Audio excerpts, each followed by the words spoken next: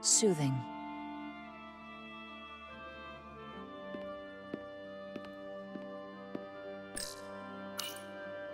Commander, I'm glad you've chosen to side with the Hotari.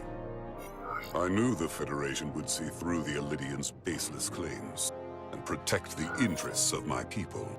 To be clear, I'm not on either side of this conflict. Our only interest is peace. I will keep that in mind. I assume you were there, the day the mines were seized from the Elidians. Not seized. Reclaimed. And restored to their rightful owners. Yes, I was there. We had to be decisive. Before the Elidians could even realize their worst nightmare was upon them. I'm curious why the Elidians haven't fought back. They have the ability to retake the mines anytime they want. Ability is one thing.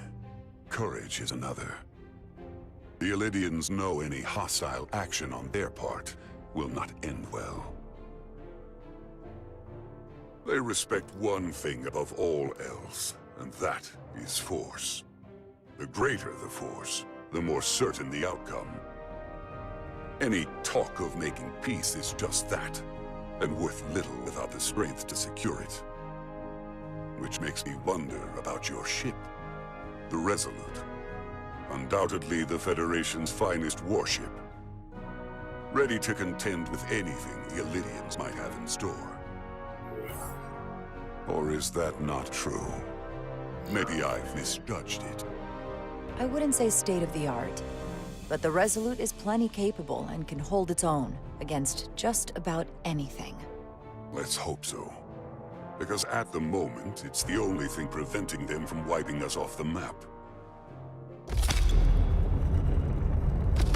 Sidron. A pleasure meeting you, Commander. I'm sure we'll cross paths again.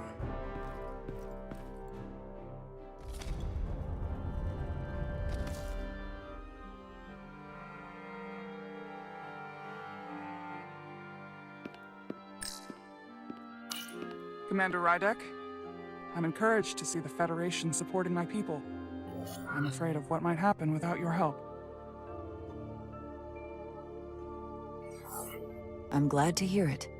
I just hope you're not the only one who feels that way. I apologize for that. These are unusual times, to say the least. Much is changing. I saw you speaking with Sidron, our national hero. I'm curious, what did he say?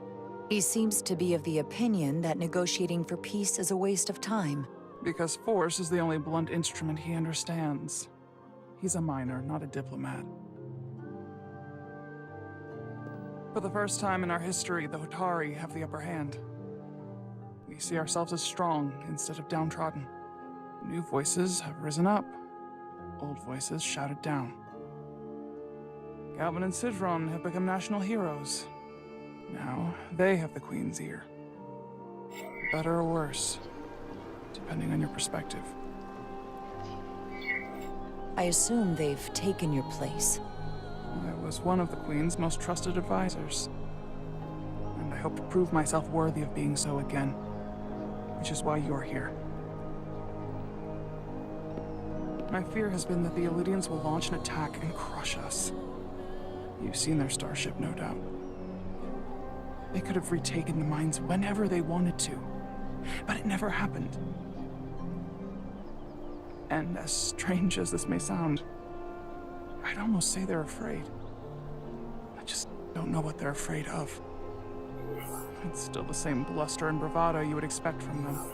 Do you think it has something to do with the ion storm? Right now, it's stronger than ever, isn't it? It's entirely possible. I'm not a scientist, but I do know the storm has knocked out all kinds of systems.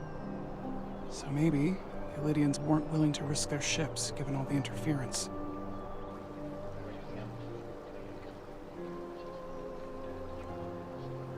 Since the day of the revolt, Galvin has seized control of the mines and restricted all access. No one's allowed without his personal authorization. And they've taken over a section of the palace with just as much secrecy and security. I'm told it could be something they brought back from the mines.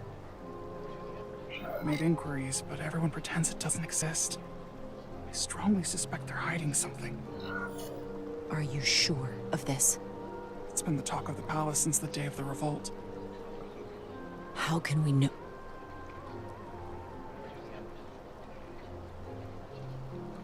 I'd better see what's happening. Do you think you can find out what they're hiding? I need to see proof of something before I can make my case to the Federation. I can try, but even if I found it, I might not know what to make of it. Take this. You can use it to capture whatever you find, and then send it to me.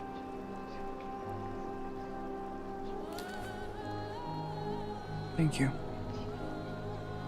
I will let you know what I find. And I look forward to our meeting again.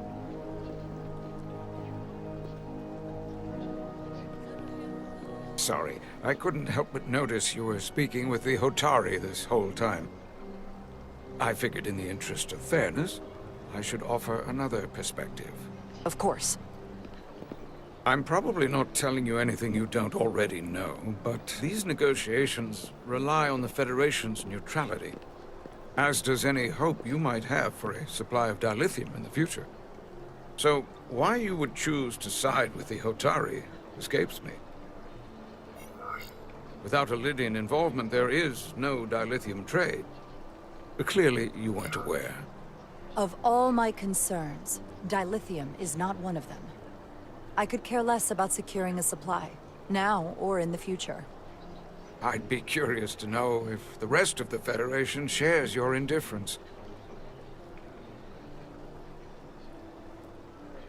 Major Salit Arminta, Special Attaché, Lydian Armed Forces.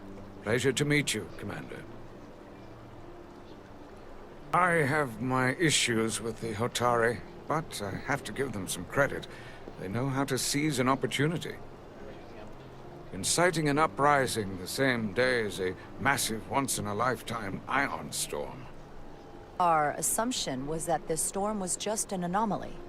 Yes, a very convenient anomaly. At least, that was what we were told. Of course, I wasn't there. But who am I to say otherwise?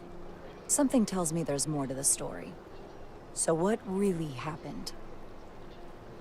Well, the official story is that it was the storm that enabled the revolt. How else do a bunch of unarmed, unorganized miners seize control of an entire moon, much less thousands of mines? But I've talked to people who were there. They tell a different story. They say they're lucky to have escaped with their lives. That it was more than just the storm. That somehow the miners were able to harness the energy from the storm. I know it sounds crazy. I'm not even sure I believe it myself. But that's what they said. You said the Hotari were primitive. Well, they are. Except for the part about weaponizing ion storms.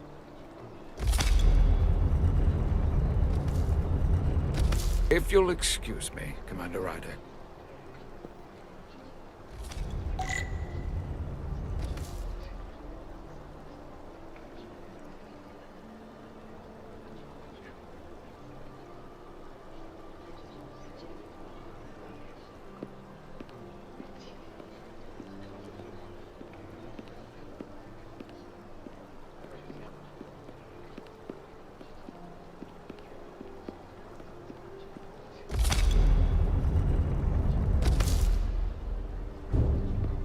Well, that was a disaster. What happened? The Hotari refused to concede anything, so the Elydians stormed out. The Hotari did not invite us here as peacekeepers. I hope your efforts were more fruitful than ours.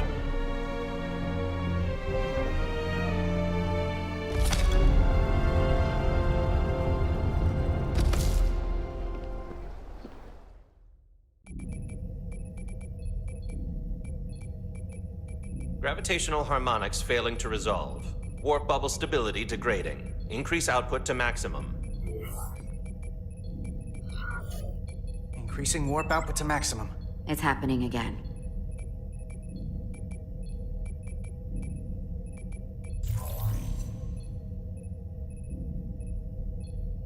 It is evident that presently, the Resolute cannot achieve warp propulsion. Since our diagnostics rule out any problems with our warp systems or anything about the ship, the problem appears to be the fabric of space itself. Space itself? You're saying something about this region of space prevents warp travel? Prevents it, or can't sustain it. However improbable, that appears to be the case. The storm didn't stop us from leaving space dock and traveling here. But could it still be causing this interference with warp travel? We must follow sound investigatory principles. Do not let an assumed conclusion drive your analysis. Sometimes we need a little inspired thinking, Mr. Chovak. Captain Solano is on his way back from the negotiations, and I want to have some answers for him when he gets here. Indeed. Given the facts at hand, we may be able to deploy subspace probes around the ship to construct a clear picture of the phenomenon. Around the ship. I'll prep a shuttle.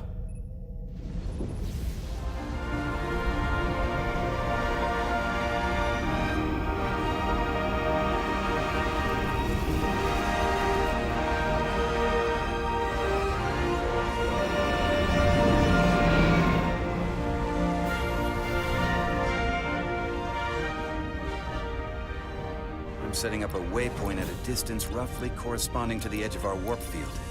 When we get there, I'll deploy the first probe.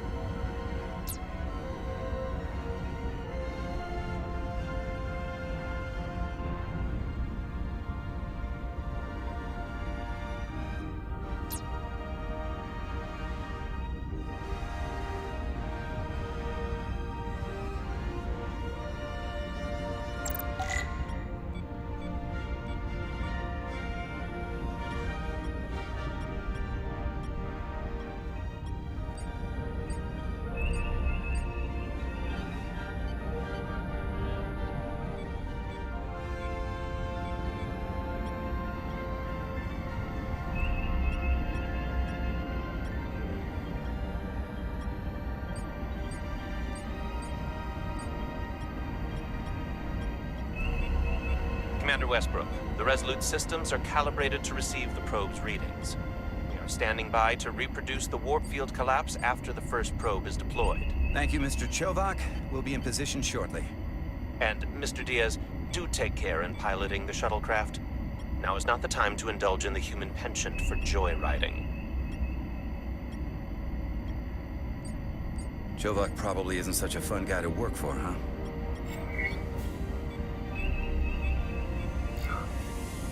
Nah, Lieutenant Commander Chovak's not so bad. You know, once you get used to him. And, I've learned a lot working under him. I have a feeling I'm going to have to work harder to be a political animal like you, with this new first officer coming aboard.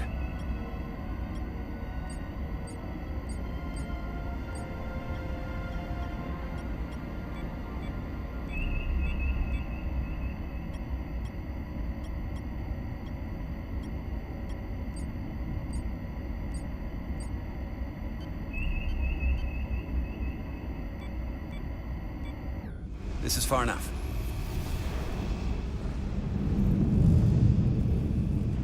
Transporting the first probe into position.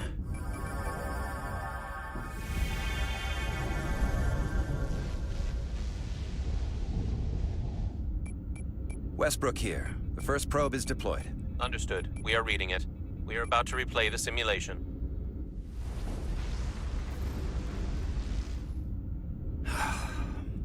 Problem? I'm just not getting any traction with her. Commander Rydek. She rejected my plan to use a deflector pulse against the storm surge. She didn't listen to me when you were out on the hull and I was trying to make it safer for you. I'm not saying there's anything wrong with the new XO. I'm sure she's a fine officer, even if we don't see eye to eye. But she didn't go through what the rest of us did. You know that. And it's hard to figure out why she'd be the one Solano chose instead of, well, one of us. I've heard some good things. You should at least give her a chance. I'll take that under advisement. Test is running. Warp field collapse in 3, 2, 1, mark.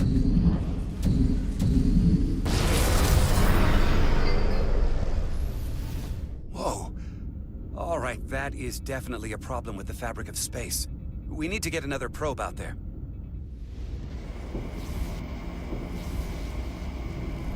With 2 points of data, the Resolute and the probe, we've managed to get an interference pattern.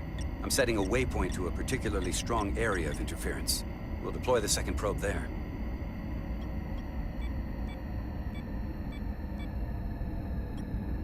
Listen, I'm gonna give you a piece of advice I wish someone had given me. Make sure you're never just one thing. And don't get so focused on what's in front of your face that you lose sight of the big picture. Before Rydek showed up, the captain pulled me into his ready room and told me he didn't think I had the people skills to be first officer. What a load of crap. I mean, if he'd said that about Chovak, sure. Is that why you're being so friendly to me? Politics? That would be clever, but I think you give me more credit than the captain does. You're all right, Diaz. And you've got potential. You're a capable engineer. You're good in the field. Keep up the good work, and who knows? A solid jack of all departments like you could be Commander-in-Chief of Starfleet one day. Hell, Admiral Jellicoe started as a shuttle pilot. And there are places to go in the enlisted ranks, too. You know, I'd be the best leader Starfleet ever had. Lower decks always have to fix all the problems Command causes. Maybe I'd just save everybody some steps. Well, don't forget about us little people when you're running things. Of course not. You gotta remember where you came from.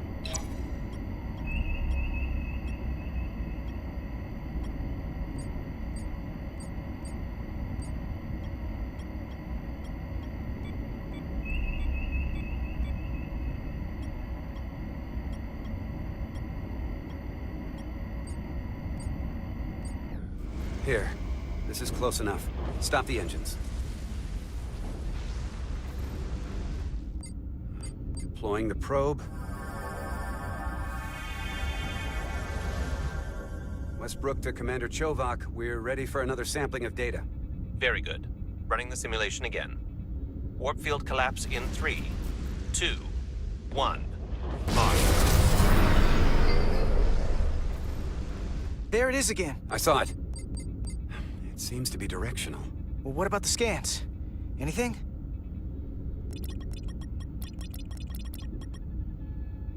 Here's the readings in relation to our local space. We've got the Resolute, Otari Prime, and the probes. All this interference is overloading the sensor buffers. We're gonna have to triangulate the sensors manually.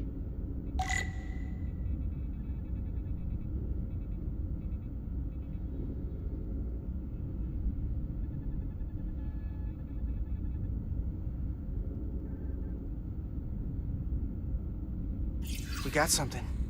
These markers indicate peaks in the gravimetric interference patterns. Let's see if I can find some more.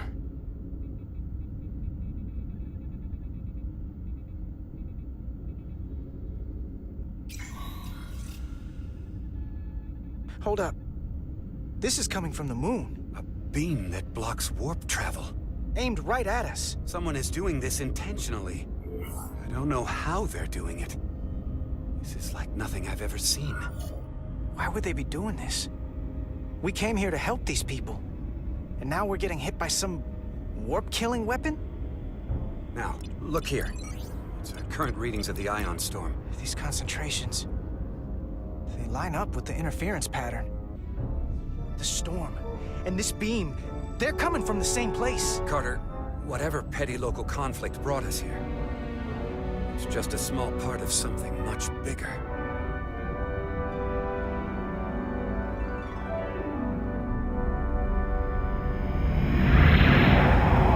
Presently, we don't have an explanation for how they're doing this. But one thing is clear. This is no fluke. Thank you, Mr. Westbrook. I want a full briefing when I'm back on board. Solano out. A targeted weapon that inhibits warp travel. Coming from the moon Tau. That would explain the difficulties my shuttle encountered. More importantly, the tenor of the Hotari during the negotiations. And here I thought the Elydians would be the problem. coming to peace talks in a warship. This wasn't supposed to be so complicated. We're right to be worried. If they're targeting the Resolute and we can't go to warp, that effectively leaves us at their mercy. Which puts us in a rather difficult position. Especially if they have more tricks up their sleeve. Tylus, the Hotari representative, said she thought they found something in the mines. Galvin and Sidron brought it back to the palace, but they're keeping it under tight security. She's going to investigate it. I gave her my tricorder. I expect she'll contact us soon. You found an ally. Why would Tylus help us? Go behind her people's back? It's a fair question, considering. Out of all of them, she's the one who seemed to genuinely appreciate that the Federation was involved. She believes in us, and I think we can believe in her. That may be true. She's certainly more likely to help than the other Hotari we've met. That raises another question. Specifically, what do the other Hotari have to gain in bringing us here, only to make this hostile maneuver against us? There must be some motivation. Unless they changed their minds between when they asked and when we got here. That's the thing. It doesn't make sense to bring us here. Tylus said that Galvin and Sidron have restricted access to the mines, even to the Hotari. So they don't want anybody to learn what they've found. Then calling in the Federation is a funny way of going about it. I don't think the Elydians know what's really down on that moon either. Major Armintas said the revolt defied explanation. That the Hotari miners somehow harness the energy of the storm. Harness the energy of the storm? Doing that is beyond even our capabilities. So is a weapon that disrupts warp travel. There have been civilizations and entities, both past and present, far more technologically advanced than the Federation. The Elydians and Hotari don't fall into that category. But that is all the more reason to investigate further. Commander Rydek, sorry to interrupt. We've received an urgent call from Hotari. The Queen's advisor, Tylus, has asked to speak with you. Put her through.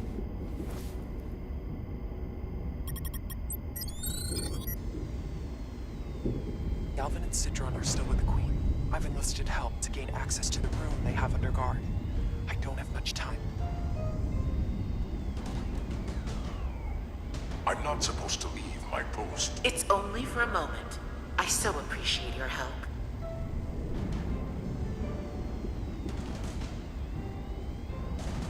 I found something. I'm sending you a scan.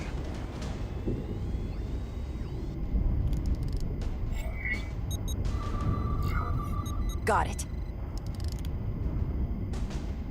Tylus, if we needed to gain access to the mines on Tau, is that something you could help us with? I suppose it wouldn't be easy, but I have to go. Tylus. Can we reconnect? Sorry, Captain. We've lost all contact. We can only hope she escaped without harm. It was hard to tell. Tylus wouldn't have offered to help if she didn't know what she was doing. That's a lot of faith in someone we barely know. Let's see the scan of whatever the hell that was.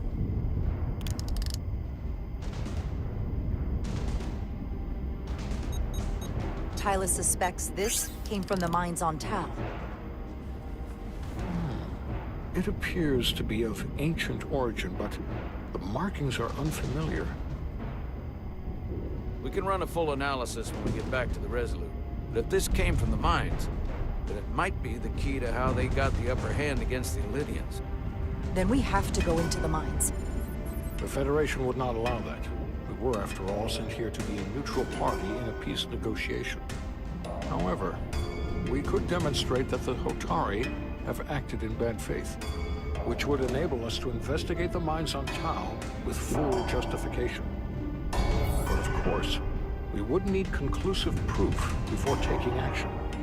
Otherwise, it could put us in a difficult position. Whatever this artifact is may be proof enough. At least to satisfy the Federation. Especially if we can show the Hotari are controlling the warp disruption. And targeting the Resolute.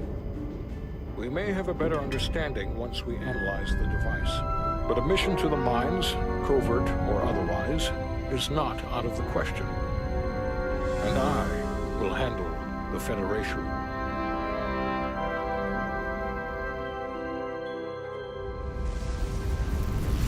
As I was telling Carter, I want all the data I can get on this warp problem. And the negotiating team's shuttle has been recording data all the way back from Hotari. Even better than our probes. So pull the sensor and engine ISOs from the Melville when it sets down. Will do. I'll join you and Chovak down in engineering to run another analysis after the briefing.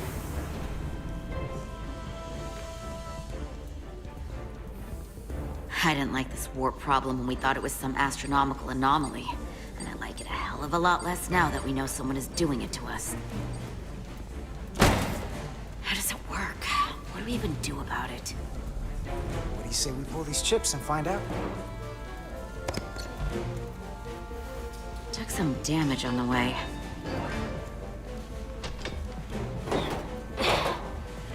That ionic interference scored the hull plating. Might be some micro welds. Let's try pulling together. All right. 3, 2, 1. It won't budge. Gotta be the storm damage. We need to... Welcome back. Any excitement down on the surface? Excitement? No. Nothing like that. Hey, can you hand me the EJ7 interlock? From the toolbox. I don't know what that is. Not much use for one on a security detail, huh? Carter? Yeah, I'll get it.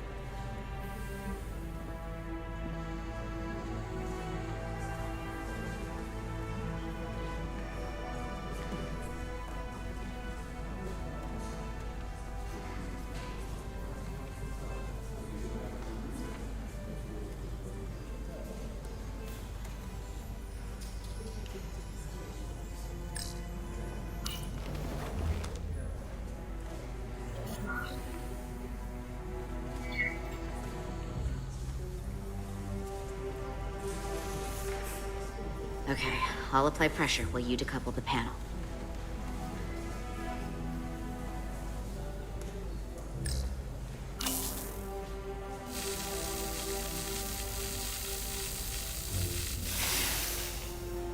Here, I'll help.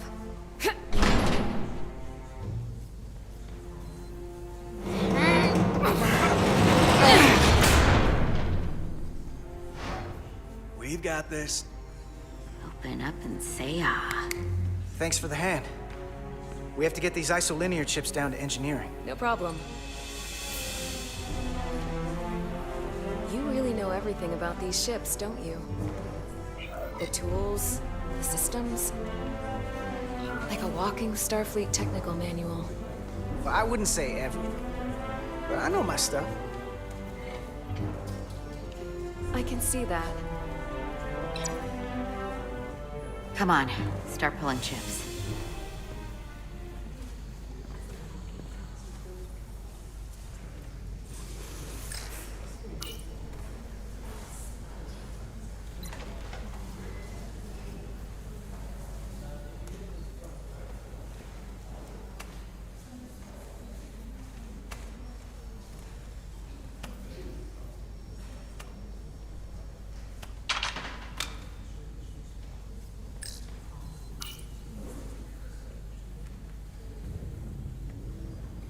What's this?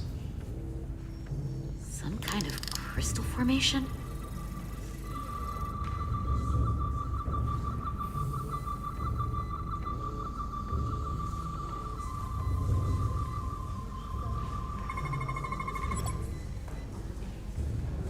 Whoa. This substance is a quantized spin crystallization of hydrogen, carbon, and lithium. It's emitting tetrametric pulses at an interval of 3.8422 seconds. Quantized crystallization isn't natural. I mean, it's only theoretical as a means to engineer matter on a subatomic level. What's it doing in there?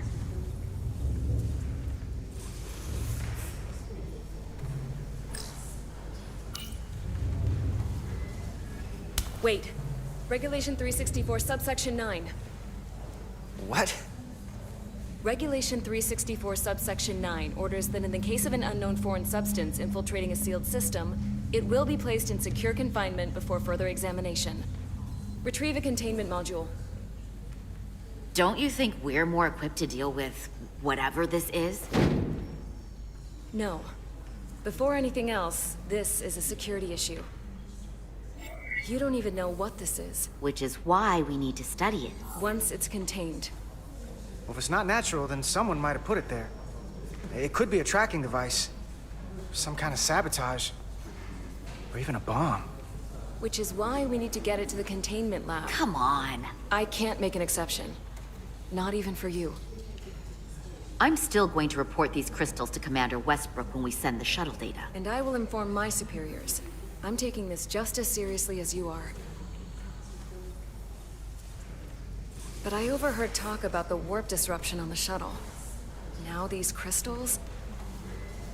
Maybe this situation is more than we can handle with just a science vessel.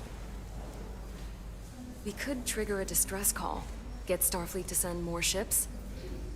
Or I could send a message to my old CO on the Adirondack. Get some combat-tested vessels.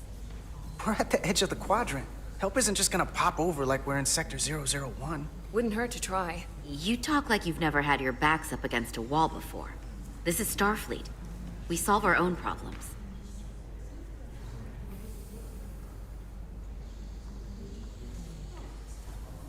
Okay, stand back.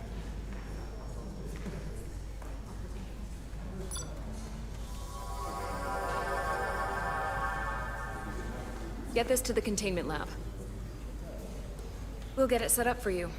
I'll let you know when it's safely confined. Oh, we'll be there. Last thing you want is to study this down in main engineering and have it explode next to the warp core.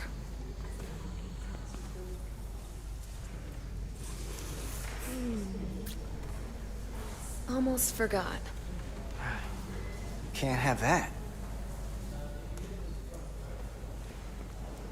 For a second, I thought she'd gone cold on you. Like she might have changed her mind. But I guess this whole situation has her spooked. Maybe she knows more than us? Or it's because this is all happening so fast? Well, of course she's taking it seriously, but that's her job. When she's on duty, she's gotta be on the lookout for danger. Yeah, but talking about sending a distress call on her own? That's going too far. She was probably just thinking out loud. I'm sure she'll come to her senses. This mission has enough complications stacking up. Now, we'll get through it. You, me, and Miranda too.